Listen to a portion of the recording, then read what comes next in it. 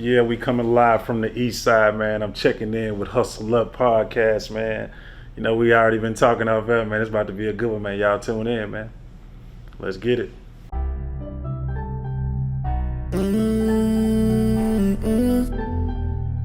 Yeah. What's up, y'all? We back at Hustle Up Podcast, man. Like you said before, we got a special guest, Dre.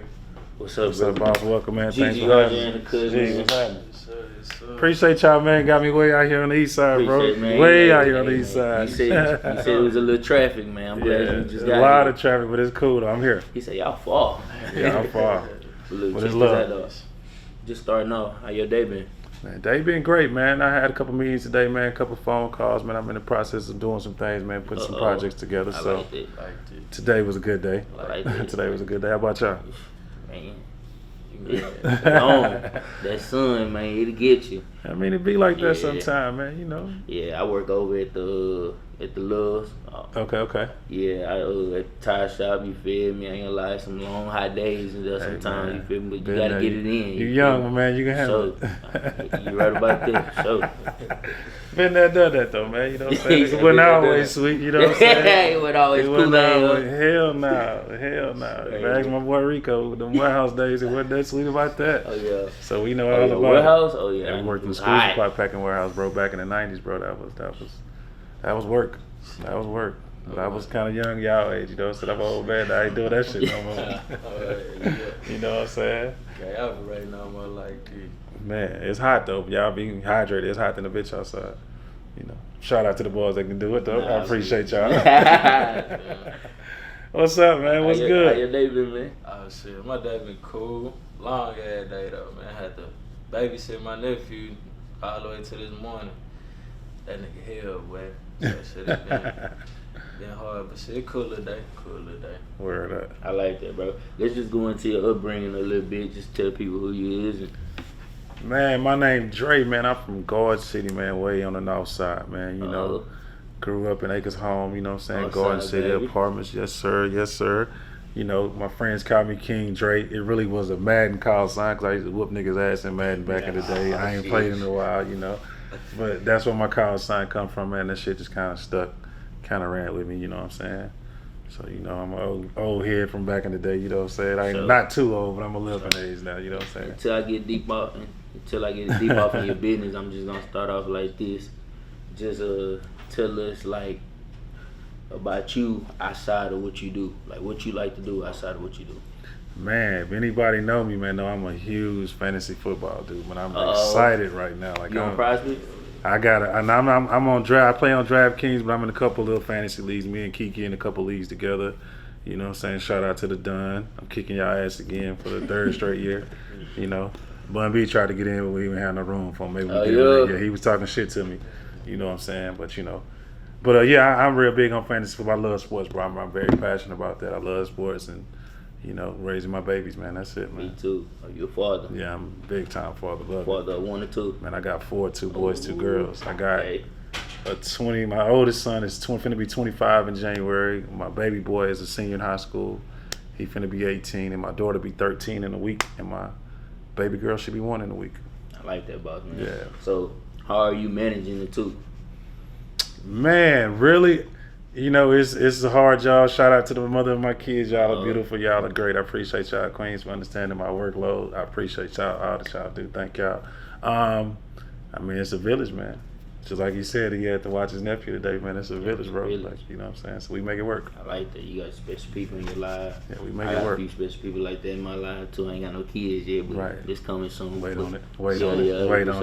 Not that soon, but about 30. But soon. Wait on it. Enjoy it, man. Kids are responsibility, bro. Don't let nobody tell you that. Like, I've been running away from like, you know what I'm saying? People make babies, man, and not really prepared what come with a baby. A lot come with being a father, bro. Like, you know, I'm not gonna lie, with my first 3 kids, man, I was outside for real. I was in them streets doing what I was doing before I went to the feds and shit. But now it's like I got time. Like my life is much different than it used to be. So now I got time, like to raise this one. Like, you know what I'm saying? And, you know, it's just a beautiful thing.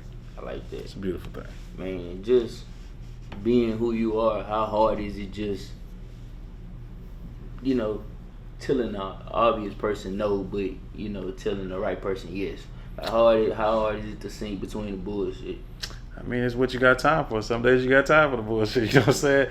I mean, you know, with me, I'm a dude that, you know, I try to get it in where I can. Like, you know what I'm saying? If I can't do it, I can't do it. And if I can try to make it work. If I can make it work, let's make it happen. You know what I'm saying? I'm not like, you know, I'm not one of them dudes that, you know, don't have an understanding for, you know, what people trying to do. Like I said, you tap in, I'm gonna pull up, man. If I can make it, if I can't, I can't. Like, you know what I'm saying? But if I can make it, I can make it. You know what I'm saying? Let's talk about your podcast a little bit. What had you start on it, man? Shout out to my boy Cole, man. The Cole and Dre show, man. Make sure y'all tune in to that, man. You can find us on YouTube, man. Tap in with us, you know what I'm saying? We live. It's crazy. Me and Cole was locked up together, man. We was in prison, like we was in camp in Beaumont together. And we was in the same dorm, didn't really know each other for real, but like, you know, we just kind of, you know, in prison you kind of gravitate to the motherfuckers you gravitate to, and he was just somebody we kind of gravitated to each other. And trying to find out we knew some of the same people, like in some of these, you know, small circles, we knew some of the same people. And, you know, niggas got to call home and vouch for niggas, you know what I'm saying, all that shit or whatever. But it was just love, bro, like just a genuine good dude. And I pulled up on him once we both got out. And he's like, man, let's do a podcast. We was always in that motherfucker debating and just doing different shit. And he happened to have a podcast studio, like some shit he wasn't even planning on doing. You know what I'm saying? And it just kind of, we got in that bitch, a little chemistry, and did a couple shows. Like, man, let's try it. And we went for it, man. And when, you know, but we got a lot of numbers in our Rolodex that we can call the Andre Johnsons, the Slim Thugs, the Bun B's, you know what I'm saying? And get them to come through and have a real conversation, because we watched them grow. We've been in the game with them. Like, you know, I knew Drake before he got to Houston when he was in college. You know what I'm saying? So that relationship started years ago. Like, you know what I'm saying? So, you know, it was just, you know, I think it's right. Like, a lot of people, you know, say I talk to them much anyway. So, you know, I like that you said that. I really want to go deep off into Cole a little bit more. Go ahead. Just what made you just want, like, you just had met him, you feel me? Well, not just meet him, but you spent time in prison with him. But what made you just go out the way and be like, hey, yeah, I'll do a podcast with you? Because if you got to know Cole, man, the energy that he have on the show is as who he is in real life. Like, he's just a damn fool. Like, he's easy to talk to. He's a very, very, very, very smart brother, man. Cole is very, very, very smart. Anytime you go to prison for $11 million fraud scheme, you doing something right. Yeah. You know what I'm saying? Not to say he, you know, was right, but I mean, he did his crime, he did his time. You know what I'm saying? But he's just smart on so many levels. And you know, he started off as a teaching me about different things like credit, just life shit. You know, before I went to prison, I was just a drug dealer. I came home a scholar in a sense, because I was able to understand life better from just all over, from a health standpoint, from just an all-around life standpoint. And Cole was one of those vessels that got me to who I am today, just, you know, talking to me, giving me game, sharing his story with me, you know what I'm saying? And you learn from that shit. And he, you know. And I got a few people that I didn't just met just yesterday or something like that, just that I feel like, oh yeah, that's real love, you feel me? Right. Genuine, like that you don't get that too much, man. It's rare out here. So I mean, sometimes, man, you know, bro, when I look at things, I look at it like this. Like, a lot of times we look at the messenger of the message. And all the time, like, it ain't about the messenger. Sometimes the message could be more important than who the messenger giving. Mm-hmm. You know what I'm saying? Because we'll take, if somebody, if let's just say a homeless person says something, so whatever they call homeless people now, I don't want to be politically correct, but yeah. You know what I'm saying? If they told us something, we probably wouldn't take heed to it versus, you know, somebody, one of your homies saying something. So it could have been the same thing. You just, like, he has no credibility with you, so you don't take heed to it. You know what I'm saying? So sometimes we get game in a lot of different places that we just don't even pick up on. And that's one thing you learn, especially about being in prison. I don't condone nobody going to prison, but it's the worst shit ever. But you're around motherfuckers. You, like, forced to be in an environment with people, so you kind of forced to talk to some people. Not everybody, but you forced to talk to people. You see people do shit or whatever. But you got to be open-minded to, like, the message sometimes. And the messages come from anybody. You know what I'm saying? And it's like, you know, you just kind of take in what you need to take in. It got to be hard being in between them walls, man. Just yeah, going crazy, man. I mean, so you gotta, like you said, you gotta talk to somebody for sure. I think you know, I came up in the 90s, the crack era, bro. Like, you know what I'm saying? I was a young dude outside, you know, and it grew to what it grew to. And, you know, I started as a kid, and, you know, I got popped like I was 32, about to turn 33. So I always knew, you know, this was the place. I mean, I'd rather take the jail sentence than the box. That's what come with that lifestyle. Like, you know what I'm saying? And it's like, all right, I got it, God. I hear you. I see you. All right. And I was prepared. Like, I'm here, so I might as well get here, learn something, figure something out, and come out be better this go around. Like, you know what I'm saying? But that's part of being in the streets. Like, I understood what I'm out here doing. And it could lead to that. You know what I mean? So it was like, I can't really explain it, but I was always, anybody know me that came see me, shout out to everybody came visit me, wrote me a letter, sent mail, books, whatever. Like, I thank y'all so much. It was definitely helpful. But it's like, me being the street nigga I was, like, nigga, I understood. If I'm going to sell bricks, nigga, just come with selling bricks. Like, you know what I'm saying? So, you know what I mean? This is what come with it. So, you know. So, speaking of that, what is it like coming up in Acres Homes, like on the north side? I mean, probably like just how it is coming up on this side, bro. It's like anything else, especially in that time, like, you know, before social media, before all the technology that we have now. You know, I still remember niggas with the big cell phones in the box and shit. You know what I'm saying? Niggas breakdancing shit in the middle of the street. We didn't get to see that. We you know what I'm saying? Right. You know, I mean, you know, because I came up in that era, like, you know what I'm saying, where you saw that. Like, you know, and back then, you know, it wasn't no everybody watching Sports Center seeing what LeBron and them doing. Like, we ain't had that shit. So the niggas in your neighborhood was the nigga that had to work. Like, you know what I'm saying? He was the nigga that had the cars and the girls. Like, you know what I'm saying? So that's the type of shit you see. You know, you had niggas robbing and clucking, but them niggas stayed in jail. These niggas, to me, the odds were better going doing this than going doing that. I mean, I probably should have got a job, but that wasn't on my mind. Like, I was trying to get some money like everybody else. You know what I'm saying? But the crack era created an economy for young niggas to be out here chasing cars. Like, and that's just what it was. That's just what it was. That's how it is. Let's switch that topic. Yeah, straight up. Get off that. For sure. Let's talk about you. Nah, I'm not going to ask that yet. But let's talk about the acting world a little bit more. You just recently talked about the filming you got put out. Yeah. You ain't got to say nothing because I know it's a little writer strike going on, right? Nah, I'm not part of no SAG. Okay, I'm an independent man. We from Texas, bro. We got our own culture down here. So I ain't even a part of that. I'm then. straight. Yeah, I'm a part. I ain't a part of that. What movie you got? Me and Slim got a project coming out. Slim. Yeah, shout out to Thug, man. We got a project coming out called Double Cup, man. It's a comedy, man. It's starring Slim Thug, Propane, Lil Kiki. Got my girl Kayla G in there, Adriana. Zero came, made an appearance. Boston George, Killer Calleon, Ellie Dollar came through that motherfucking Blessed Out game. Like man, that. we got the whole Houston in that motherfucker pretty much, man. But everybody came through and did their job. I be saying it all the time, like, I don't see enough Houston movies, man, like, at all. Like, They coming. That's what I love to hear, because I be telling, like, where the hell y'all recording? When they do, where the hell y'all recording it at? Where the fuck we ain't seeing that? I mean, you'll be surprised, man. Houston has a small but growing film scene. I'm going to say a big but growing film scene. Let me say that because you got a lot to do. Shout out to Shannon Washington, man. You know what I'm saying? Over there at Cash Hawk Films. My boy Jannard Harper. You know, they doing big things, man. They directing a lot of things, man. You got quite a few people out here. Why you think 50 building that studio? It's coming. It's coming. You know what I'm saying? It's coming. I can't wait, bro. Like, yeah, it's coming. Just bringing something different to the Houston community. You know, everybody ain't got to go to Cali. No, facts. Bring it here. You feel? We ain't just a turn up city. We more. It has turned into that though, man. Outside is much different nowadays, man. I ain't mad at it. You really feel that way? Yeah, definitely. Me and Slim was out Sunday, man. Like, this is, you know. But I'm not mad at it. That's growth. Like I said earlier, man, we gotta grow. If we gonna grow as a city, we gonna grow as a community, we gotta grow. But once again, you can't keep doing the same shit forever. Like, you know what I'm saying? It has to. I be telling myself that every time. I love the Lou School, man. I turn it over to y'all, man. Y'all got that, man. I'm out y'all way, man. You know what I'm saying? I'm out y'all way. You did, my bad. You went to college? I did not go to college, man. I never even thought about going to college, bro. I was so ready. I finished high school, though. I was so happy to finish high school to be the first in my household to do it. I was like, okay, this is the goal, I guess. Yeah.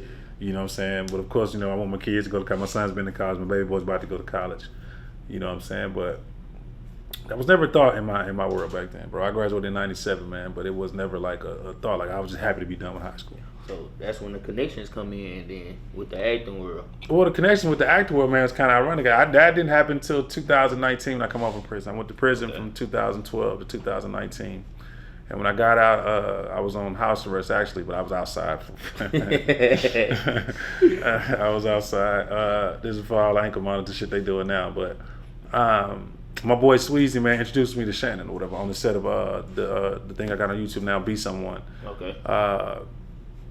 It was kind of a role I kind of played myself, like ex-drug dealer trying to come home and do something right, like trying to transition from being a drug dealer to something else. And that was the role I played. I played a character named Mac in the TV series Be Someone, man. And you know, I was always good at reading, writing, creating like type shit or whatever, but I never thought I'd be doing a movie. But they gave me the script, I read it, got it, locked it in, and just like that. Yeah, I kind of delivered it, like, and it was crazy. Like, and me and Shannon just kind of built a relationship from there. But shout out to Sweezy and Shannon, man, for, you know, making, you know. Cause I peeped you in the brick for sure. Like, I ain't gonna lie, when I first seen it, I was like, hell no. hell nah, ain't no way that's him. And then when you post, when I went on your page, I was like, oh, when I seen Brick 2, I was like, what the fuck? That's crazy. That's that motherfucker pulled up in that car. I forgot what car it is. Corvette. Yeah. Hey, I know exactly. Hey, for sure that motherfucker was hard, man. Just the opportunity, man. Just yeah, for sure. I mean, like I said, man, you know, I tell people all the time, man, like this was not something I, you know, thought about doing. But what's crazy is, funny story, like we wrapped Double Cup the middle of July or whatever, and we had the rap party, Slim Crib, and Killer Calleon said some shit to me. He was like, bro, because we were just talking, he was like, bro, you been behind that camera, bro. He said, man, it's a good fit for you, bro. I said, if you look at a lot of Slim footage from back in the days, like a lot of classic, but I was recording that shit. We bought a camcorder years ago, bro, and just, you know, it was cool to be in Miami with that bitch. You know, get bitches, you know what I'm saying, with the camcorder, like that was the thing to do.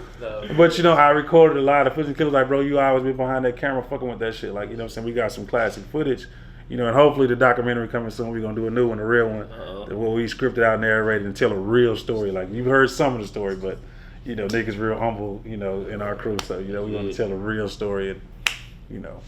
So how you feel about all the Tubi slander, man?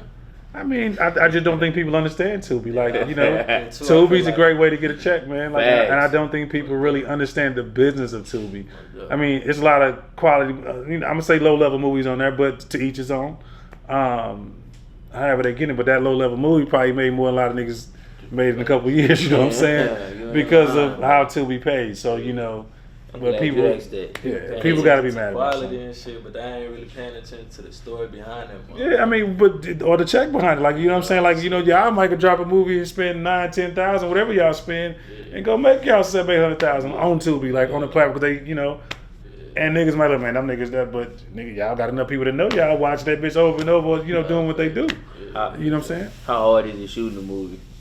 I mean, it depends. Having to do the same thing over and over. But it's not the same thing over and over. It's not repetitious as you think, because, you know, now if you got a Hollywood budget with millions and millions of dollars and y'all can be in this bitch 15, 16 hours a day, yeah, you can shoot that motherfucker over and over. But if your budget, whatever it is, you're not going to be in there that long, bro. You're going to knock it out. Like, yeah, because we're not going for that, you know, we're not jumping off of bridges and shit like that. That's what makes it. About going to school for it? I would like to take acting classes. I would definitely like to take acting classes just to respect the craft. Is that something on your agenda? Yes, me and G Luck talked about this not too long ago, man. He said he had took some acting class. Shout out to Toy Lucky too, man. She gave me some great advice at the concert today. Shout out to you, girl. Appreciate it, sis. Yeah, man. Like, you know, I mean, if I'm gonna be in that world, I kind of want to be. I don't want to, like, you know, make a mockery of their craft, because I know some amazing actors and actresses out there. Before you got here, you talked a lot about the tax bracket. Mm-hmm. People should know how to know about the taxes. Yes. Let's talk more about it. I mean, because, you know, you hear things like this. I mean, the most famous thing we've been hearing about how Trump didn't pay taxes or whatever. But, you know, I mean, but there's laws that protect people to, you know, to curb where you don't got to pay taxes. I mean, that's just what it is. Like, you know, that's why it's important when you have business and LLCs to understand what you can write off and what you can't write off. Why you see people donating $1 million, why you see, you know, once you understand taxes, a lot of things that people do will make a lot more sense. You know what I'm saying? Like, you know, you got to give it away sometime to, you know, to save it in the end, to give it to prevent Uncle Sam from getting it. You know what I'm saying? But, you know, there's a few tax tricks. You know, everybody gonna tell you that, but, you know, they got a lot of tax tricks that you can play and, you know, save some of your money at the end of the year. I ain't gonna lie. With that taxes stuff, I ain't really got into it fully, but, like, just knowing how to do it is important. Like, knowing how to do your own is important. I really feel like that. I mean, of course, if you taught us in school about, like, tax and credit, they show shit. I mean, you know, maybe, I mean, like myself, I had a public school education. I went to Aldine High School, like, and they taught whatever they thought was, you know, whatever. You know what I'm saying? But, you know, learning that, you know, how important credit is. Cause, like, you know, we were straight cash, homie. Like, we heard Randy Moss say that shit and thought it was the coolest shit ever back then. I don't right now. We straight cash, homie. Like, so, and we had a cash mindset, you know. And I heard somebody say, man, you know, if you're not paying taxes, you broke. And I thought about that for a second. Like, wow, like, you know, you got a point. Like, you know what I'm saying? Because if you getting a tax return, bro, you really, you know, you getting that because they're saying you below whatever this financial level is that you need to get this money back. Versus somebody saying they're employing people and recycling their money back to their company. You know, difference is, we can get into that later, but that's a whole other conversation. Like, I'm glad you shared a little bit with us. Yeah, that's a whole other conversation. But we definitely can talk about that later. Talk about the writing world. Man, writing world. I mean, I'm not gonna lie. Once again, let's go back to Double Cup. Double Cup was an idea that Slim had, man. Once he started seeing me do the movie shit, he was like, man, I had an idea, man. This is like 2017. I want to do a movie. I'm like, well, what's the idea? He's like, man, he was telling me. I said, you know what? Where you at? He was like, man, I'm at Memorial Park. I was like, bet. I pulled up on him. I jumped in the truck with him, pulled out my phone, and I was like, all right, let's run it. And he told me everything he wanted in this movie, what he thought it should be, this, that, and the third. He kind of gave me the gist of what he wanted. So I took that.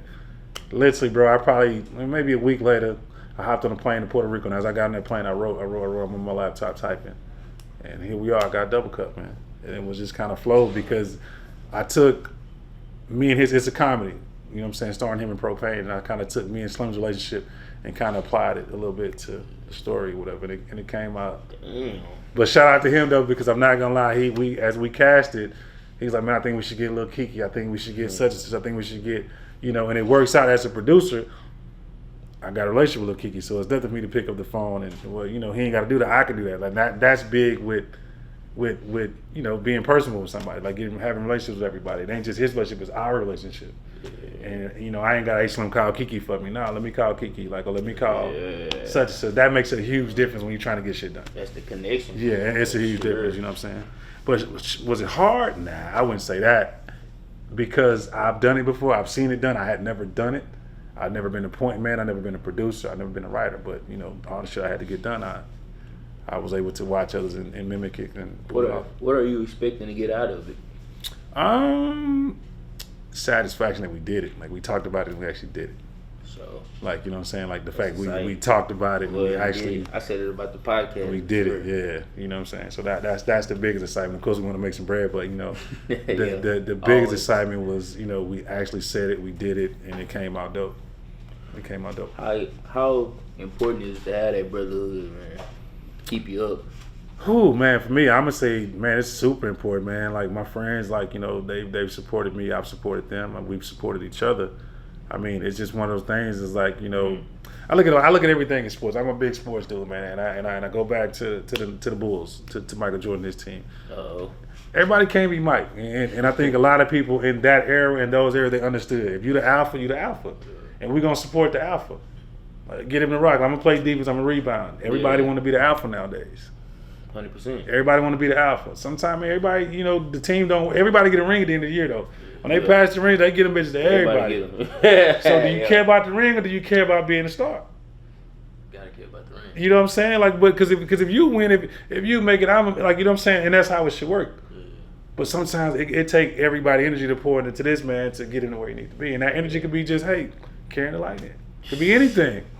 You know what I'm saying? But we pouring into something. You know what I'm saying? We just had a conversation about that, saying everybody got to do something different for us to really just succeed. But it's like the body, it's like the car, it's like anything you do, man. Like this don't work without everything. Got to go together. Yeah. And they all important. Yeah. They do different jobs, but they're all important.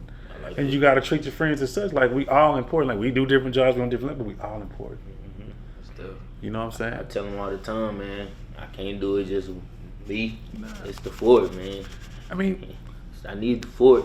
It's I heard Marshall Lynch say, I don't know if it was quote or not. He said, if you want to go somewhere fast, go alone. But if you want to go far, go together. You know what I'm saying? And that's just one of them things that stuck with me that I believe in. We've always believed that though. Like I said, we've had a circle of friends, but we've met in the 90s, bro, and it's sustained 30 plus years, and we still strong as ever. What's something you want to do for the Houston community? Oh man, make them understand, especially I'm gonna say for my community, because I do run a nonprofit, A New Approach Incorporated. Okay. Shout out to Keelan Wilson, Danielle Shenfar, co-founders. My goal is, man, to share experiences with kids, because what changed my perspective on life was seeing things and experiencing different things, little things. Like being able to travel, being able to see different communities, being able to understand the job of a police officer, being able to understand the job of a lawyer, being able to aspire to be some other than a basketball player or a rapper. You know what I'm saying? I don't think kids really realize the pool that you put yourself in when you try to be in these lucrative fields. But you have lawyers making millions of dollars every year. I mean, you know what I'm saying? Like, you know what I'm saying? Like, and they doing, they just, you know, and they were just as famous as Lil Baby. Yeah. You know what I'm saying? But kids are not exposed to those type of things or whatever, and they can't see that these jobs are more reachable than being LeBron James. Like, this is more reachable, and I don't think people really understand that. Like, you know what I'm saying? So, you know, I think that's what I would love to share back in my community. Like, man, everybody has a role, everybody has a part. Like, you know what I'm saying?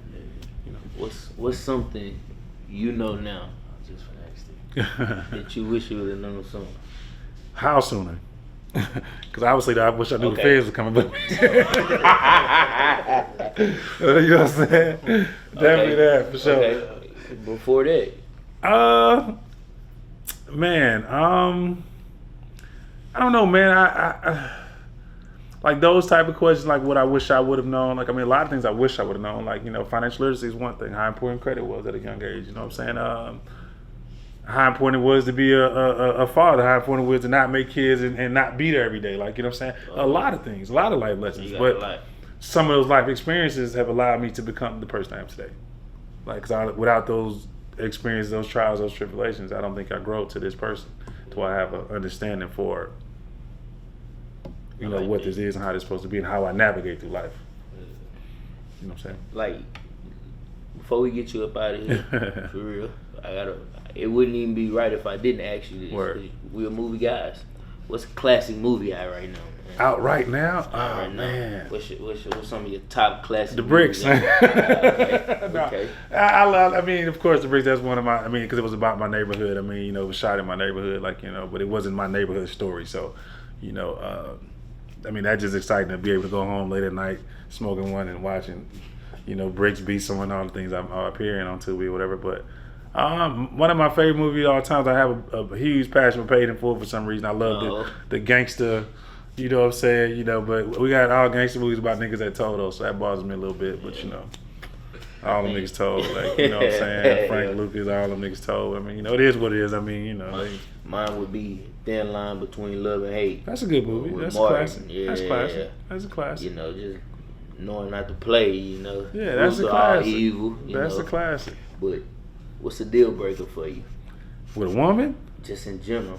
Oh, man. People that smoke cigarettes. I fucking hate that. Yo, me too, man. I fucking, no offense, but I fucking hate that. Me too. Like, nah, I'm not a big, none of my friends smoke cigarettes, thank God. I'm just not a big cigarette guy. You be like, hell nah. Nah, she can be Beyonce, I'm not fucking with you. I'm not gonna lie. I've done it before, so I'm not gonna lie. I like that. That's definitely a deal breaker for me, especially when a woman did it. That turned me off. Fuck off. Yeah, that's terrible. Smoking weed, cool. But that cigarette shit, man.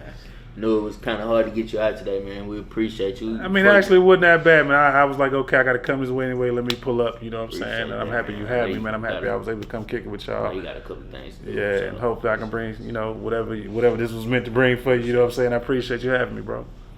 You got gifts today, man. Okay, and it's my color. Okay. Team, man. Okay. Yeah, that's what I'm talking about.